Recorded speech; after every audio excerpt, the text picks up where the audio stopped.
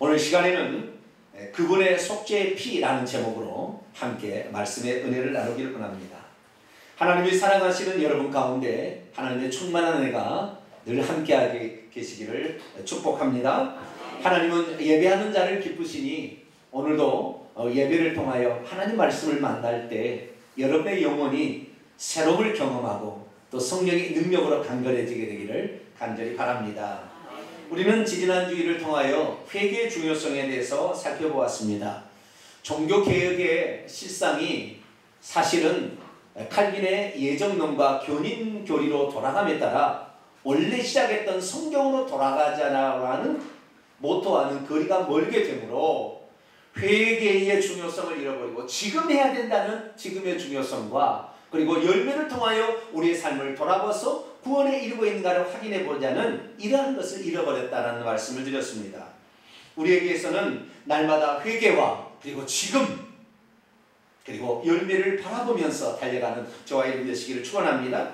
그리고 지난 주일에는 자신에게 의로운 열매들이 많이 있다고 할지라도 진정 통회하고 자복함이 없이 열매 맺고 있는 그 열매는 회개의 열매가 아닐 수 있기 때문에 우리가 항상 하나님 앞에 진정 통회하고 자복하는 마음을 갖고 그리고 하나님의 뜻의 열매를 맺자라는 말씀을 드렸습니다.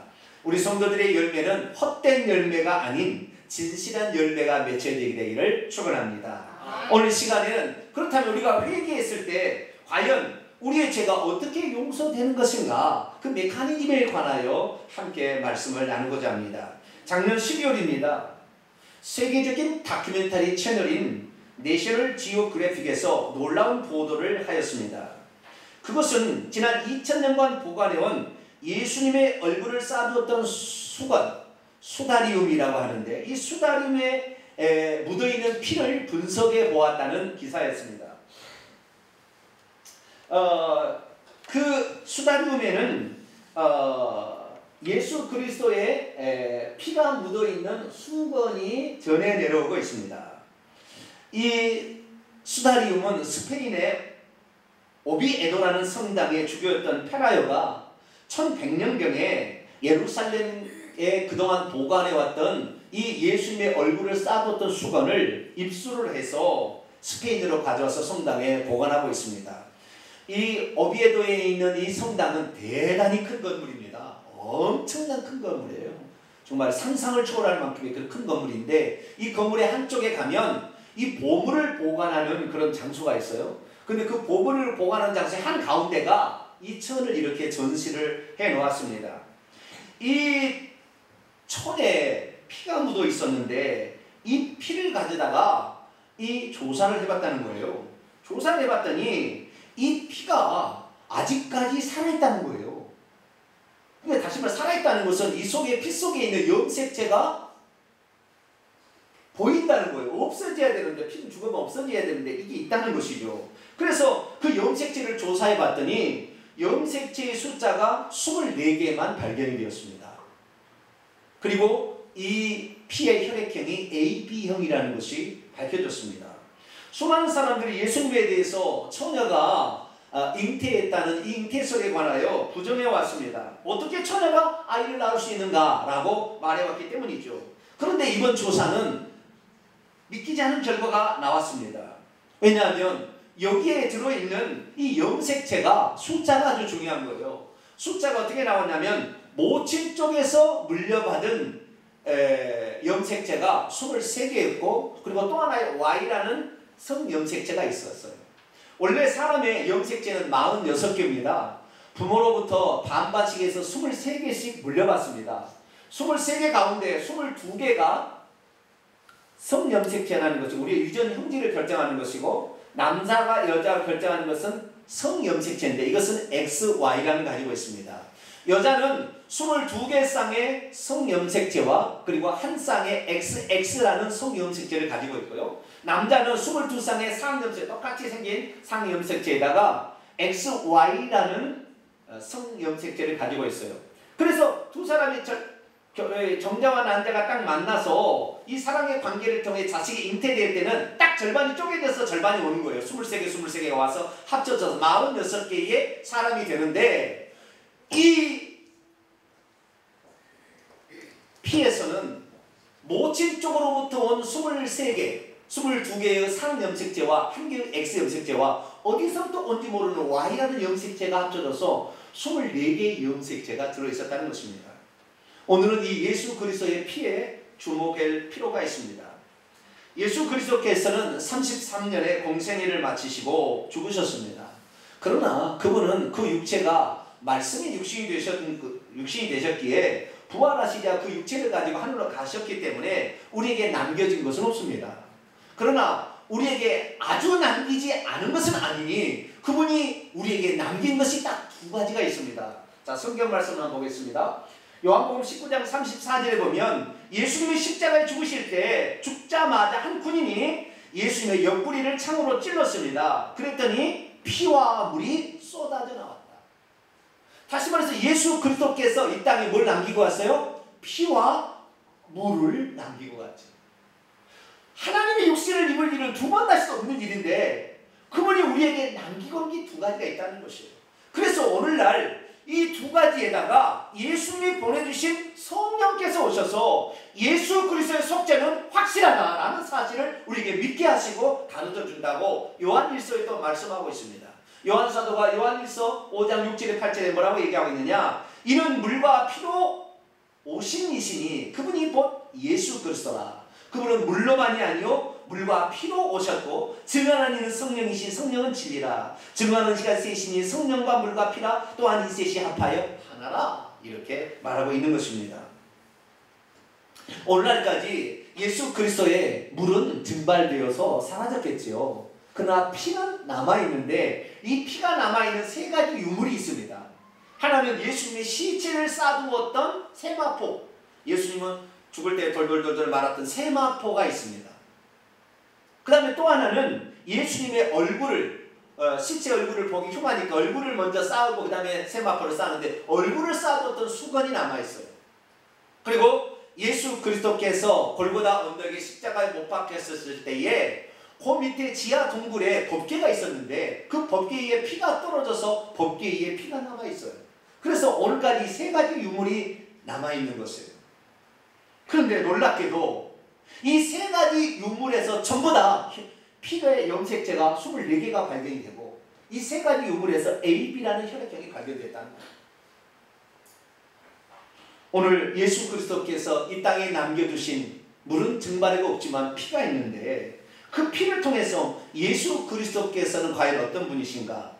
그분의 피가 왜 인간의 죄를 사할 수 있는 효력을 가지셨는가? 이 부분에 관하여 조금 더 구체적으로 살펴보길 원합니다. 오늘 본문 말씀은 예수 그리스도께서 이 땅의 모형이 아니라 하늘에 있는 참 장막으로 올라가셔서 염소와 송아지의 피가 아니라 자기의 피로 영원한 속죄를 이루었다라고 하는 말씀입니다. 사람의 죄는 눈에 보이지 않는 것인데 어떻게 눈에 보이지 않는 인간의 죄를 예수의 피로써 속죄할 수가 있는 것일까요? 모든 사람은 다 아담의 후손으로 태어나므로 다 깨끗하지 못한데 어떻게 예수님도 사람으로 태어났는데도 불구하고 예수의 피가 사람의 죄를 용서할 수 있는 것일까요? 또한 구약의 희생제물의 피는 당시에 지은 죄만을 용서할 수 있는데 어떻게 되어서 예수의 피는 모든 인류의 죄를 지금까지도 속죄하고 있는 것일까요? 그리고 그분의 피는 사람의 죄를 용서할 수 있는데 왜 우리의 피는 다른 사람의 죄를 용서할 수 없는 것일까요? 오늘날에 들어와서 사람들이 자기의 죄를 회개할 때 자기의 죄가 어떻게 해서 용서받은지에 대해서 정확히 알지 모르면 자기가 지은 죄가 회개했을 때 용서받는지에 대해서 의문을 품게 되어 있습니다. 하나님은 그저 믿어라 라는 사실로 우리에게 믿음을 요구하는 것이 아니라 우리의 죄가 어떻게 사야 되는지 분명하게 이 땅에 흔적을 남기고 가셨기 때문에 그분이 남기게 간 역사적 유물을 통하여 우리는 확실하게 예수 그리스도의 속죄가 어떤 것이 있는지를 알게 되고 그것을 믿음으로 말미암아 우리의 죄를 용서할 수 있게 되는 것입니다. 오늘 본문 말씀은 AD 67년경 사도 바울로 추정되는 히브리서 기자가 유대 그리스도인들에게 남겨놓은 단 하나의 편지입니다. 그렇기 때문에 이 히브리서는 거의 구약 성경으로 점철되어 있다고 봐도 됩니다. 오직 등장하는 것은 예수 그리스도예요. 구약 성경에 나와 있는 모든 것과 예수님을 비교해 놓고 있습니다. 그래서 율법과 제사제도와 제사장과 많은 것을 비교해 놓고 있어요. 그래서 구약에 나타나는 모든 이런 예표들과 이 그 구약성이 나타나는 것은 히브리서를 통하여 해석이 될 수가 있도록 그렇게 써놓은 아주 특별한 책이에요.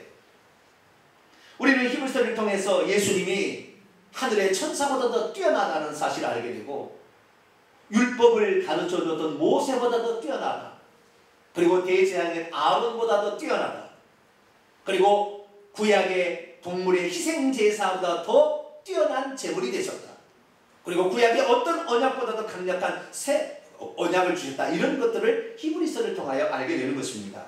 오늘 말씀은 그 중에서 예수 그리스도의 피의 희생제사가 구약의 희생제사보다 뛰어나다라는 사실을 얘기하면서 그분의 피가 얼마나 더 뛰어난지, 동물의 피와 다른 사람의 피보다 얼마나 뛰어난지에 관하여 우리에게 증거해 주고 있는 말씀입니다. 믿음이 있어도 예수 그리스도의 피가 얼마나 중요한지를 잘 모르는 사람들은 우리의 죄가 어떻게 용서받는지 잘 모르는 거예요. 오늘 이 예수 그리스도의 피의 속죄 제사를 통하여 우리의 죄가 어떻게 없어지는 확실히 알고, 우리가 회개할 때마다 그 죄가 없어진다는 사실을 확실히 믿게 되기를 축원합니다. 사도 바울은 인류의 모든 죄가 어떻게 사해되는지 얘기하는데, 이 사도 바울로 추정되는 이 히브리서 기자는 뭐라고 얘기하느냐, 예수 그리스도께서 희생제사를 드리는 것은 이 땅은 예표고 진짜는 어디에서? 하늘에서라. 다시 본문을 보세요. 11절입니다. 그리스도께서 장래 좋은 일에 대제하는 오사 이 땅을 손으로 짓지 아니한, 이 세상에 손으로 짓지 아니한, 이 창조에 속하지 아니한 더 크고 온전한 장막이 하늘에 있는데, 이 하늘에 가셔서 염소와 황소의 피를 가져가지 아니하고 오직 자기의 피를 가지고 거기에 가서 속죄소 위에 피를 뿌림으로 영원한 속죄를 이루사 단번에 깨끗해 우리의 죄를 처리했다, 이렇게 말하고 있는 것입니다.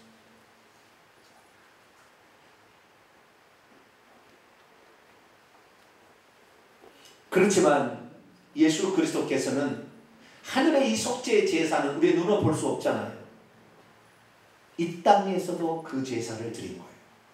그래서 우리로 하여금 하늘의 속죄 제사가 확실히 이루어졌다는 사실을 이 땅의 역사를 통해, 이 땅에 살아있는 증거들을 통하여 오늘도 우리에게 말씀해 주고 있으니, 오늘 그 비밀을 온전히 깨달을 수 있는 저와 여러분이 되시길 바랍니다. 자, 그렇다면 사람의 지은 죄를 어떻게 용서받을 수 있을까요? 사람의 죄가 물건이면 하나 이렇게 던져버리면 없어질 거 아니에요? 사람의 죄가 때라고 한다면 비누로 씻어버릴 수 있는데, 사람의 죄는 과거적 사실입니다. 어떻게 끄집어 땡길 수가 없어요. 있는 사실이 있긴 있어요. 그러나 어떻게 이것을 끄집어 올 수가 없는 것이죠. 그래서 하나님께서는 사람의 지은 죄를 어떻게 이게 깨끗게 하고 이 죄를 속할 수 있는 것인가를 하나님께서 방법으로 정하셨어요. 이렇게 하면 이렇게 깨끗이 된다라고 정하신 방법이 한 가지 있어요. 그 방법이 뭐냐? 그것이 속죄의 방법입니다. 무슨 방법이요? 속죄라는 방법이에요. 이렇게 어떻게 할 수 없으니까 이렇게 한다라고 하나님께서 정하신 방법이에요. 전능하신 하나님 창조주께서 그렇게 정하셨다는 거예요. 사람의 지은 죄를 용서받는 것은 그래서 핏뿌림을 통한 희생 제사를 통하여 그 죄를 없앨 수 있다라고 말씀하셨습니다. 모든 사람의 죄, 이 인류의 죄는 어떻게 하느냐? 희생제물, 흠없는 희생제물을 잡아다가 그 피를 속죄소 위에 뿌림으로 결국에 그 죄가 용서가 되는 것입니다. 자, 구약 성경을 한번 보도록 하겠습니다. 레위기 16장 15절에 의하면, 레위기 16장 15절에 하면 백성을 위한 속죄제 염소를 잡아서 그 피를 가지고 둘째 휘장 안에 들어가서 그 수송아지 피로 행함과 같이 그 피로 속죄소 위와 속죄소 앞에 뿌린다, 이렇게 했습니다. 왜 피를 뿌리는 것일까요? 왜 피로 덮는 것일까요? 왜냐하면 이 속죄한다는 말의 뜻이 히브리어로 카파르라는 동사를 쓰고 있는데, 카파르라는 동사는 덮는다는 뜻이에요. 죄를 어떻게 한다고요? 덮는다는 뜻이에요. 덮는다. 가리운다는 뜻입니다. 좀 더 나가서는 화해시킨다는 뜻이 카파르라는 뜻입니다.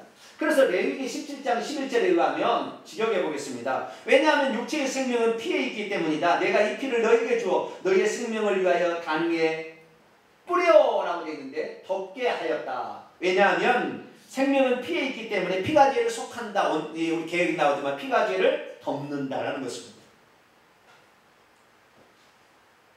우리가 죄가 있는데 우리의 죄를 용서받는 방법은 우리의 죄를 예수의 피로 덮어버림으로 말미암아 우리의 죄가 없는 것처럼, 그러나 우리의 죄가 없어진 건 아니에요. 그러나 우리의 죄가 없는 것처럼 여겨지는 것이죠. 이것을 바로 구약에 우리의 죄가 없어지는 없애주는 방법이었어요. 이것이 바로 속죄의 방법이라는 것입니다. 그래서 하나님께서는 장차 예수 그리스도께서 오셔서 이 속죄 제사를 드릴 것을 알도록 하기 위해서 이스라엘 백성의 희생 제사, 양과 염소로서 또는 송아지로서 그 희생 제사를 드리겠다는 것입니다. 그리고 예수 그리스도께서 오셨습니다. 근데 예수님도 우리와 똑같은 사람이고 우리도 사람인데 왜 예수님의 피는 죄를 용서할 수 있는 효능을 가지고 있지만 우리의 피는 효능을 가지고 있지 않는 것일까요? 어떤 개신교 교단에서는 이렇게 주장했습니다. 예수님도 우리 인간과 똑같이 죄된 본성을 가진 육신을 가지고 태어났다. 자기 안에 죄를 지을 가능성을 가지고 태어났다. 다만 예수님은 스스로 모든 죄의 유혹을 뿌리치셨다. 그래야 죄를 하나도 짓지 아니하셨다. 그러므로 그분은 모든 인류를 위한 희생 제물이 되신다 라고 말하기도 합니다. 예수님은 죄된 본성을 아예 자체를 갖지 아니하고 태어나신 흠없는 제물일까요? 아니면 이 땅에서 죄를 한 번도 짓지 아니한 흠없는 제물이셨던 것일까요? 둘 다의 해석에 있어서 정통으로 온 것은 예수 그리스도는 본성으로부터 죄가 없다라는 것이 성경적 견해입니다. 성경절 하나 보겠습니다. 창세기 4장인데요. 가인과 아벨, 인류의 최초의 태어난 사람으로서 최초의 장자는 가인이고 차자는 아벨이 있는데 이 두 사람이 처음으로 하나님께 제사를 드렸습니다.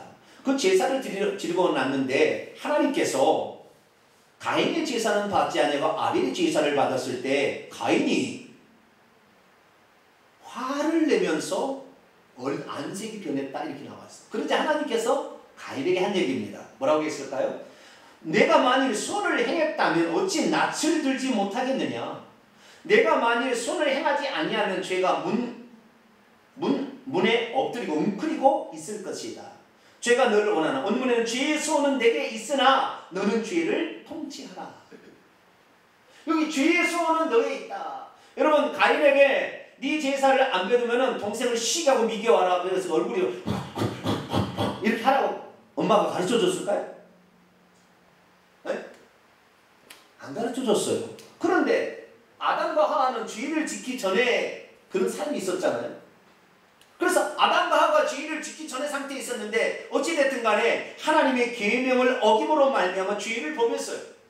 그래서 아담과 하와가 죄를 범했는데 그 죄를 범한 결과가 남자와 여자의 이 정자와 남자 속에 유전적으로 그대로 유전이 되어서 우리는 그 몸을 가지고 태어나는 거예요. 그렇기 때문에 남자와 여자의 정자 남자가 만나서 사람이 된 인간은 모두가 다 그 안에 모든 죄된 본성을 가지고 태어나게 되는 것입니다. 근데 하나님께서 아담과 하와가 타락해서 이제 정령 죽으리라 그렇게 말했을 때 얼마나 걱정했겠어요. 그러자 하나님께서는 다시 그들을 살릴 여자의 신을 보내주겠다고 그들에게 약속을 했어요. 그러자 하와가 자기 남편을 알아서 자식을 하나 낳았는데 진짜 남자를 아이를 낳았어요. 근데 얼마나 기뻐했겠어요. 아, 우리를 구원할 메시아가 이가 아닌가. 그래서 그 가인이라는 말은 내가 메시아를 얻었다 라는 그런 뜻이에요. 그런데 가인을 살펴보니까 가인은 죄된 본성을 가지고 있는 사람으로 태어났지 죄가 없는 상태로 태어나지 않은 거예요. 그래서 얼마나 실망했는지 둘째 아들의 낳고는 둘째 아들의 이름을 허무라고 지었어요. 그것이 아벨이라는 뜻입니다. 다시 말해서 아담과 하와 모두가 다 아담과 하와를 이 조상으로 해서 태어난 모든 사람들은 그 부모가 지은 죄의 결과를 절반씩 유전식을 받아가지고 다음에 그를 만드는 거예요. 그래서 죄된 본성을 가지고 태어나는 것입니다. 그래서 사도 바울은 이렇게 말합니다. 로마서 5장입니다.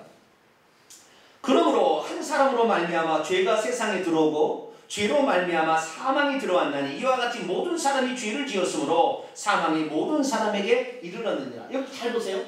한 사람을 통하여 한 사람을 통하여 죄가 세상에 들어오고 그 죄를 통하여 죽음이 찾아왔대요. 그런데 모든 사람이 죄를 지었으므로 사망이 모든 사람에게 이르렀다. 그 한 사람의 범죄가 바로 모든 사람의 범죄고 한 사람의 범죄의 결과가 모든 사람의 사망을 가져왔다라고 말하고 있는 것입니다. 어떤 사람은 그래요. 나는 선악 안 따먹었는데요. 왜 나한테 죄인이라고 그러십니까? 그런 사람이 있어요. 미안합니다만은 우리는 아담의 허리에 그때 있었어요. 아담의 씨로 태어나지 않은 사람 있나요? 그 씨가 분리유전되어 내가 나온 거 아니에요, 결국에. 그렇기 때문에 아담이 범죄할 때 우리도 같이 범죄한 것이 왜? 아담의 허리에 씨로 우리가 들어가 있었으니까. 그 씨로 나온 거니까. 그래서 아담의 범죄는 단지 한 사람의 범죄가 아니고 아담의 범죄는 모든 인류의 범죄가 되는 것입니다. 그래서 혹시 이 세상에 죄된 본성을 가지고 태어났지만 실제적으로 유혹을 물리쳐가지고 예수님이라고 칩시다. 네. 죄를 짓지 아니하고 살아서 그런 사람이 있다고 칩시다. 그런다고 해서 죽지 않을까요?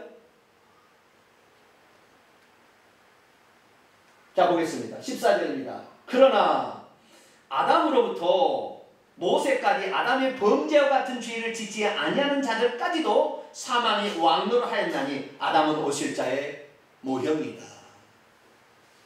아담의 범죄의 그 결과는 사망을 가져온다고 했으니 육체적 사망을 가져오는 것입니다.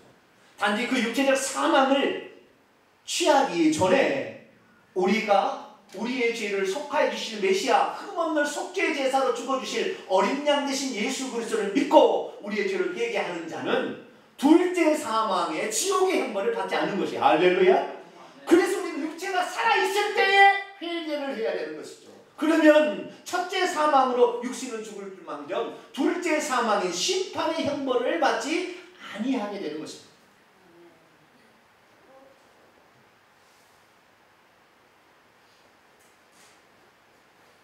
가인은 죄된 본성을 가지고 태어났기 때문에 결탄코 메시아가 될 수 없었어요. 그렇기 때문에 결국에 죄 없는 또 다른 사람이 필요한 거예요. 둘째 아담이 필요한 것입니다. 죄 짓지 않는 첫 번째 아담 그 상태가 있었던 것처럼 죄가 없는 또 다른 사람이 필요한 거예요. 그렇지 않고는 메시아가 우리의 죄를 대속할 흠없는 제물이 될 수 없는 것이죠. 그래서 하나님께서는 이런 사람을 보내주겠다고 약속했는데 그 사람을 보내주실 때까지 모형으로 구약의 희생제사를 가르쳐줬습니다. 그래서 구약의 모든 동물의 희생제사는 다 모형이요 그림자지 실제가 아닙니다. 히브리서 10장에 이렇게 기록하고 있습니다.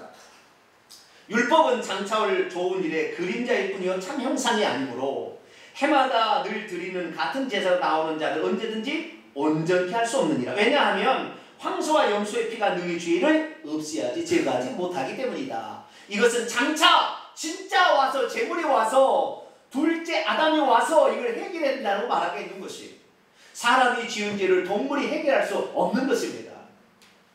창세기 9장에서도 노아에게 하나님께서 말씀하셨어요. 내가 반드시 너희의 피 곧 너희의 생명의 피를 찾으리니 요구하리니 짐승이면 그 짐승에서 찾겠지만 사람이 죄를 지었으면 그 사람에게서 그 생명을 요구할 것이다. 누구든지 다른 사람의 피를 흘린다면 그 사람의 피도 흘릴 것이니 이는 사람이 하나님의 형상대로 지음을 받았기 때문이라. 사람은 영혼을 지니고 있는 독특한 존재이기 때문에 영혼이 없는 짐승의 피가 사람의 죄를 대속할 수가 없는 것이에요. 그래서 사람의 제물이 와야 되는데 아담과 하와의 분리 유전되어서 그 죄된 결과를 가지고 태어나는 모든 인류는 어느 누구도 속죄 제물이 될 수가 없는 것이에요. 그래서 하나님께서 어떻게 했느냐? 하나님께서는 죄 없는 사람을 태어나게 하실 필요가 있었어요.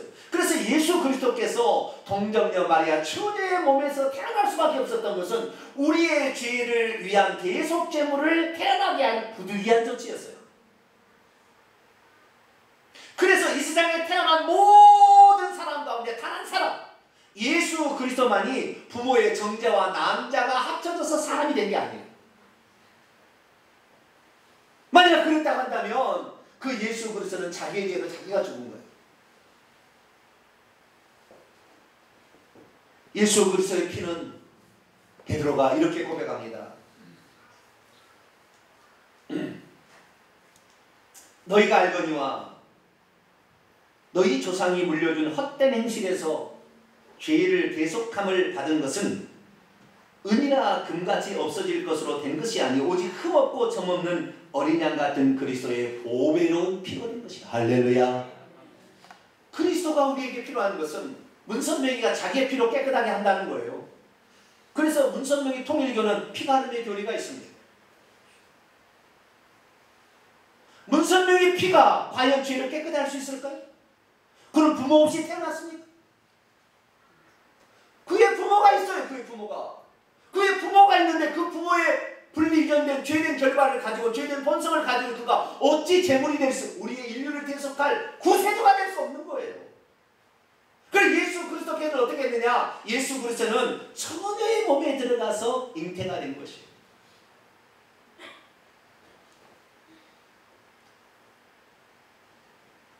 그래서 우리를 위한 깨끗한 피를 가지신 사람이 되신 것입니다.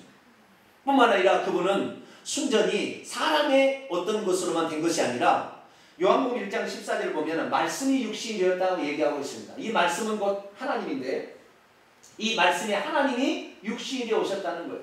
그래서 사도행전 20장 28절에 사도 바울이 뭐라고 얘기했냐면 여러분은 자기를 위하여 또는 온 양떼를 위하여 삼가라. 성령이 그들 가운데 여러분을 감독자로 삼고 하나님이 자기 피로 사신 교회를 보살피게 했다. 예수 그리스도의 피는 하나님의 피다라고 말하는 것입니다. 원래 하나님은 피를 가질 수가 없어요. 그런데 예수님이 동정녀 마리아의 태를 빌어 사람으로 태어나심으로 그분도 피를 가진 사람이 되었지만 그 피가 깨끗한 피, 거룩한 피, 보배로운 피, 하나님의 피이기 때문에 우리의 죄를 깨끗하게 할 수 있다라고 말하고 있는 거예요. 우리는 일찍이 1988년 고고학자 론 와이어트로부터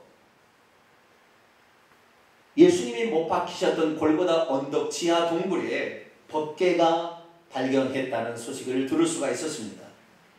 그때 론 와이어트는 이렇게 말했습니다. 제가 골고다 언덕 아래의 예레미야 동굴 안쪽에서 법궤를 발견했습니다. 그 법궤 위에 속죄소에는 피가 있었습니다.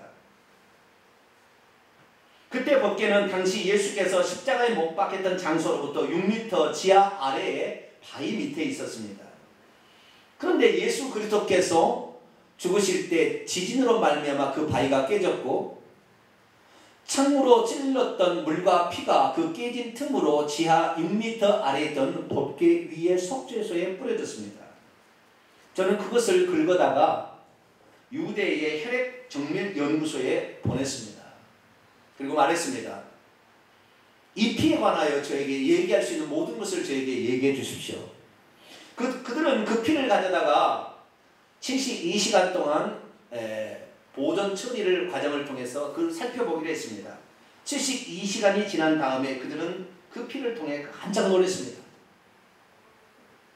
그들은 말했습니다. 이 피는 대지상에 가지고 가서 흘린 양과 염소의 피가 아니라 사람의 피입니다. 이 피는 놀랍게도 모교로부터 물려받은 23개의 유전자와 남자를 결정하는 Y 염색체만을 가진 아주 특별한 피입니다. 이 피는 분명 사람의 피인데 이 피가 과연 누구의 것입니까? 물어봤습니다. 론 와이어트가 대답했습니다. 이것은 메시아의 피입니다.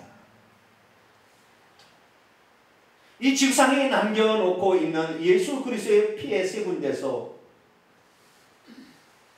여자의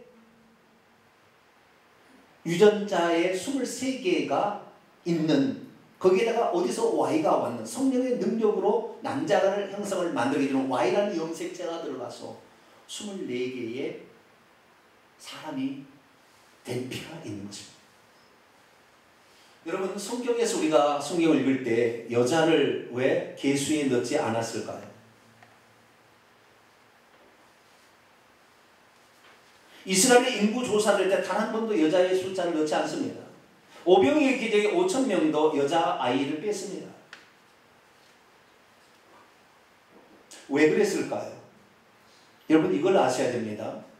하와가 범죄했을 때 하나님께서 인류가 범죄했다 얘기하지 않았습니다. 아담이 범죄했을 때 범죄한 것입니다.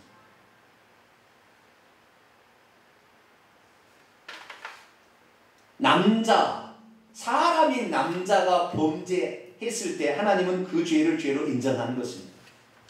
다시 말해서 우리 모든 인류는 여자로 태어나고 장차 신랑인 예수님을 맞이하게 되는데, 예수님이 깨끗하면 우리의 신랑과 결합되면 우리는 깨끗한 사람이 되는 거예요. 무슨 말이냐?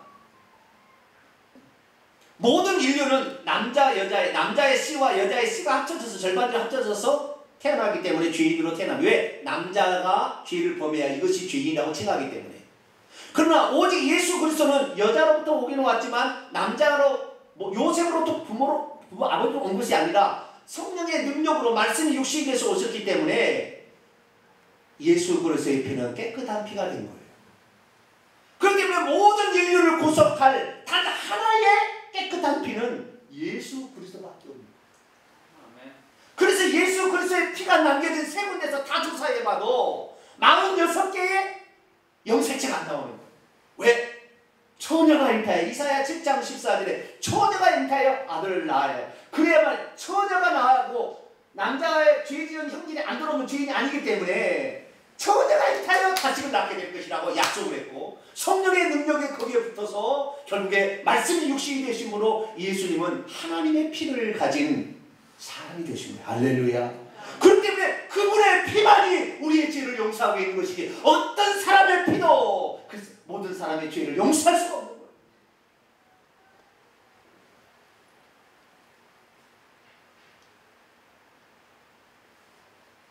더군다나 예수 그리스도의 피가 속죄소 위에 뿌려졌어요.